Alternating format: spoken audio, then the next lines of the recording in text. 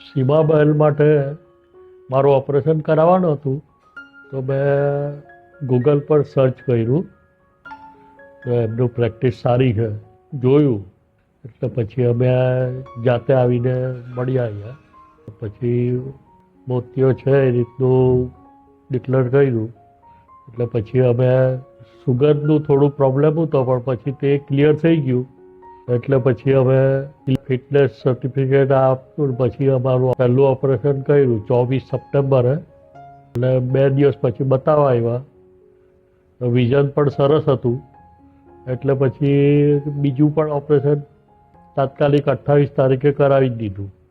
2 આંખે અત્યારે સારું છે, બેઉમાં કોઈ પ્રોબ્લેમ નથી.